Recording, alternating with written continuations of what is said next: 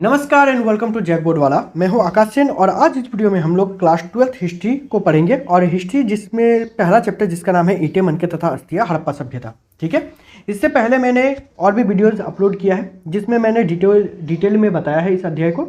और उसके बाद फिर मैंने एक पोल करवाया था जिसमें आप लोगों से पूछा था कि आप लोग किस टाइप से पढ़ना चाहते हो, क्वेश्चन आंसर वाला या फिर डिटेल में। तो बहुत सारे ऐसे स्टूडेंट थे जिनको सिर्फ क्वेश्चन आंसर से मतलब है, ठीक है, और बहुत सारे जो पढ़ने वाले बच्चे हैं उन लोगों को डिटेल में चाहिए। तो मैं एक काम करूंगा कि डिटेल में भी वीडियो बना दूंगा और क्वेश्चन आंसर का वीडियो भी बना दूंगा। ठीक है, तो इसमें मैं क्वेश्चन आंसर ही बना रहा हूँ जिसमें आप लोगों का वेरी शॉर्ट टाइप का क्वेश्चन जो है वो रहेगी। ठीक है, और उसके बाद फिर जा करके मैं शॉर्ट टाइप का क्वेश्चन बनाऊंगा और उसके बाद लॉन्ग क्वेश्चन बनाऊंगा। ठीक है, और दूसरा जो है, जो पढ़ने वाले बच्चे हैं जिनको चाहिए डिटेल में पूरा का पूरा स्टोरी सुनना है या पूरा स्टोरी को समझना है, तो मैं उसके लिए भी वीडियो अपलोड कर दूंगा। ठीक है, चलिए तो हम लोग आज वेरी शॉर्ट टाइप का क्वेश्चन में क्वेश्चन नंबर 1 से प्रारंभ करते हैं। और पहला प्रश्न है हम लोगों का कि हड़प्पा में मिले मोहर किसके बने थे। तो हड़प्पा में मिले मोहर का यदि बात करें तो ये सैलखड़ी के बने हुए थे। ठीक है, अगला प्रश्न है हमारे पास कि हड़प्पा में मिले मोहर पर किसका चित्र था। तो हड़प्पा में मिले मोहर जो था उस पर विभिन्न जानवरों का चित्र बना हुआ था। ठीक है, देखिए बहुत बार आप लोगों को मोहर भी लिखता है एग्जाम में या फिर बहुत बार आप लोगों को मोहर भी लिख करके देता है, तो टेंशन नहीं लेना है। ठीक है, जो भी दे आप लोग समझ लीजिएगा। आगे आप लोगों को प्रश्न पूछा जा रहा है कि हड़प्पा सभ्यता के लोग किस लिपि का प्रयोग करते थे। तो हड़प्पा सभ्यता के लोगों का यदि बात करें तो वे लोग चित्रात्मक लिपि का प्रयोग किया करते थे। ठीक है, अगला प्रश्न है हमारे पास कि सिंधु घाटी सभ्यता को और किस नाम से जाना जाता है। तो सिंधु घाटी सभ्यता का यदि हम लोग बात करें तो इसको हड़प्पा संस्कृति के नाम से भी जाना जाता है। ठीक है, देखिए मेरे पास 2 यूट्यूब चैनल है। एक है आप लोगों का क्लासमेट अड्डा के नाम से। ठीक है, तो क्लासमेट अड्डा नाम का जो यूट्यूब चैनल है उसमें मैं क्लास 11th क्लास 9th इन दोनों को पढ़ाऊँगा। ठीक है, और जो नीचे क्लास का है जैसे 8 तक जो जैक बोर्ड का है मैं उसको पढ़ाऊँगा।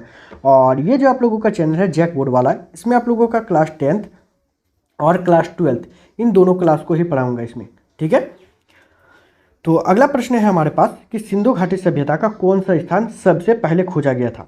तो यदि सिंधु घाटी सभ्यता का यदि बात किया जाए तो सिंधु घाटी सभ्यता में हड़प्पा नामक जो स्थान है उसको सबसे पहले खोजा गया था। ठीक है, आगे है प्रश्न हमारे पास कि हड़प्पा सभ्यता का काल निर्धारण कितना किया गया है। तो यदि एनसीईआरटी के हिसाब से बात किया जाए तो इसका काल निर्धारण 2600 और 1900 इस पर्व नहीं होगा, ईसा पूर्व के बीच किया गया है। ठीक है, थोड़ा सा प्रिंटिंग मिस्टेक हुआ है, कोई दिक्कत नहीं है, मैं आप लोगों को बता दूंगा। ठीक है, ये है आप लोगों का ईसा पूर्व। ठीक है, आगे यदि हम लोग बात करें प्रश्न पर तो जिसमें हम लोगों से पूछा जा रहा है कि विकसित हड़प्पा सभ्यता किस क्षेत्र में पनपी। तो यदि विकसित हड़प्पा सभ्यता का बात किया जाए तो जहाँ आरंभिक हड़प्पा सभ्यता थी उसी जगह पर जो है विकसित हड़प्पा सभ्यता पनपी थी। ठीक है, अगला प्रश्न है हमारे पास कि प्राचीन जले अनाज के दानों का अध्ययन कौन करते हैं। तो प्राचीन जले अनाज के दानों का अध्ययन जो करते हैं उसको कहा जाता है पूरा वनस्पतिज्ञ। ठीक है, अगला प्रश्न है हमारे पास हड़प्पा स्थलों से अनाज के कौन कौन सा दाना मिला है। तो हड़प्पा सभ्यता में यदि बात करें तो अनाज के दानों में गेहूं मिला है, जौ मिला है, दाल मिला है, सफ़ेद चना मिला है, तिल मिला है, बाजरा मिला है और चावल। ठीक है, इन सभी का साक्ष्य प्राप्त हुआ है। आगे यदि बात करें प्रश्न संख्या 9 पर तो इसमें 10 पर तो इसमें हम लोगों से पूछा जा रहा है कि हड़प्पा स्थलों से कौन कौन सा पालतू जानवर का अवशेष मिला है। ठीक है, तो यदि हड़प्पा स्थलों से यदि बात करें तो पालतू जानवर, ठीक है, तो पालतू जानवरों में भेड़, बकरी, भैंस और सूअर इन सभी का जो है साक्ष्य प्राप्त हुआ है। ठीक है, आगे यदि प्रश्न पर बात करें तो जिसमें पूछा जा रहा है हड़प्पा स्थलों से कौन कौन सा जंगली जानवर का अवशेष प्राप्त हुआ है। ठीक है, तो जंगली जानवर का पूछा जा रहा है इसलिए इसका आंसर हो जाएगा वराह। वराह जो कि जंगली सूअर को कहा जा रहा है। ठीक है, उसके बाद हिरन और उसके बाद घड़ियाल, इन तीनों जो है जंगली जानवर का साक्ष्य प्राप्त हुआ है। ठीक है, अगला प्रश्न है हमारे पास कि हड़प्पा वासी, यहाँ पर वासी होगा, ठीक है, हड़प्पा वासी खेतों की जुताई के लिए किसका प्रयोग करते थे। तो हड़प्पा वासी का यदि बात करें तो खेतों की जुताई के लिए बैलों का प्रयोग किया करते थे। ठीक है, अगला प्रश्न है हमारे पास कि हड़प्पा सभ्यता में मिट्टी का हल, ठीक है, हल का प्रतिरूप, यहाँ हाल नहीं हल होगा, हल का प्रतिरूप कहाँ मिला। तो ये चोलिस्तान से मिला है और बनावली से मिला है।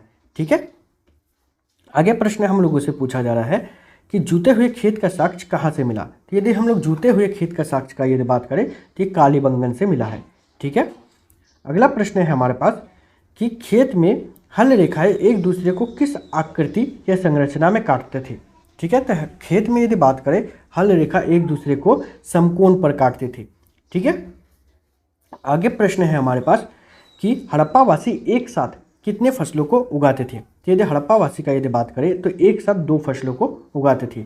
ठीक है, देखिए मेरे पास बहुत सारा ऐसा टूल्स नहीं है जिसके कारण मैं लाइव नहीं पढ़ा पाऊंगा। ठीक है, मैंने आप लोगों को बताया था कि मैं लाइव आकर के पढ़ाऊंगा, लेकिन लाइव के लिए बहुत सारी चीज़ों की आवश्यकता पड़ रही है और उतने सारा चीज़ है नहीं मेरे पास। हाँ, लेकिन यदि आप लोग मेरा सपोर्ट करते हो, चैनल को सब्सक्राइब करते हो, अपने फ्रेंड के साथ शेयर करते हो, तो कहीं ना कहीं जो है मुझे उस सपोर्ट का फ़ायदा मिलेगा और मैं आप लोगों को लाइव आकर के पढ़ाऊँगा। ठीक है, लेकिन आप लोगों को सपोर्ट करना पड़ेगा। आप लोग सपोर्ट कीजिए, मैं प्रॉमिस कर रहा हूँ कि आप लोगों को लाइव आकर के पढ़ाऊँगा। ठीक है, अगला प्रश्न जैसे कि हमारे पास है कि हड़प्पा के किस स्थलों से नहरों का अवशेष मिला है। ठीक है, तो अफगानिस्तान के सोतुरघई नामक जो स्थान है वहाँ से प्राप्त हुआ है। ठीक है, आगे यदि बात करें प्रश्न संख्या 18 पर, तो इसमें पूछा जा रहा है कि धौलावीरा में मिले जलाशय का प्रयोग किसके लिए किया जाता था। तो धौलावीरा में जो जलाशय मिला है उसका प्रयोग जो है कृषि कार्य के लिए किया जाता था। अगला प्रश्न है हमारे पास कि हड़प्पा में मिले रसोई का पत्थर का श्रमिकों ने क्या नाम दिया। मतलब श्रमिक जब खोद रहे थे तो उस टाइम उन लोगों को जो रसोई का पत्थर मिला है उसका नाम क्या दिया। तो जो मजदूर थे उन लोगों ने उसका नाम दिया सालन पत्थर। ठीक है, आगे यदि बात करें प्रश्न संख्या 20 पर, तो इसमें पूछा जा रहा है कि फार्दर एक्सक्वेशंस एट मोहनजोदड़ो। ठीक है, रचना किसका है। तो यदि इसका किताब का नाम का बात करें तो ये किताब अर्नेस्ट मैके के द्वारा लिखा गया है और जो कि 1937 ईस्वी को इसको लिखा गया था। ठीक है, अगला प्रश्न है हमारे पास कि सिंधु घाटी सभ्यता का सबसे प्रसिद्ध पुरा स्थल कौन सा है। तो सिंधु घाटी सभ्यता का यदि बात किया जाए तो सबसे प्रसिद्ध पुरा स्थल का यदि बात करें तो वो है मोहनजोदड़ो, जो कि सबसे ज़्यादा प्रसिद्ध थी उस जगह का। ठीक है, आगे प्रश्न है हमारे पास कि मोहनजोदड़ो की बस्ती कितने भागों में बटा था। तो मोहनजोदड़ो में यदि बस्ती का यदि बात किया जाए तो ये 2 भागों में बटा हुआ था। ठीक है, अगला प्रश्न है हमारे पास कि मोहनजोदड़ो की दोनों बस्ती का क्या नाम था। तो मोहनजोदड़ो जो था उसका बस्ती को 2 भागों में बांट दिया गया था। ठीक है, जिसको मैंने डिटेल में बताया था, आप लोग उस वीडियो को देखोगे आप लोगों को ये मिल जाएगा। ठीक है, तो जिसमें से पहला बस्ती जिसको दुर्ग कहा गया था और दूसरा जो था उसको निचला शहर कहा गया था। ठीक है, आगे प्रश्न है कि भारतीय पुरातात्विक सर्वेक्षण के पहले जनरल कौन थे। तो भारतीय पुरातात्विक सर्वेक्षण का यदि बात किया जाए पहले जनरल तो वो थे अलेक्जेंडर कनिंघम। ठीक है, अगला प्रश्न है हमारे पास कि भारतीय पुरातत्व का जनक किसे माना जाता है। तो भारतीय पुरातत्व का जनक यदि देखा जाए तो अलेक्जेंडर कनिंघम को ही कहा जाता है। ठीक है, अगला प्रश्न है कि हड़प्पा सभ्यता में कौन सा स्थान पूरी तरह किलेबंद थी। तो कौन सा शहर पूरी तरह की किलेबंद थी, तो वो था धोलावीरा तथा लोथल। ठीक है, अगला प्रश्न है हमारे पास कि मोहनजोदड़ो का निचली शहर नहीं, यहाँ पर निचली शहर होगा। ठीक है, निचले शहर का भवन किसके लिए था। तो मोहनजोदड़ो में यदि निचले शहर का यदि बात किया जाए तो आम लोगों के लिए था। ठीक है, यहाँ पर निचली शहर हो जाएगा।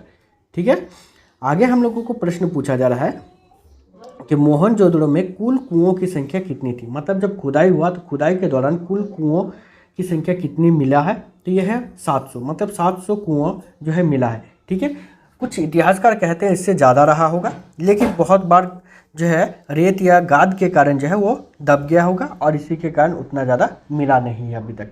ठीक है, अगला प्रश्न जो है वो हम लोगों से पूछा जा रहा है कि अर्ली इंडियन सिविलाइजेशन नामक रचना किसकी है।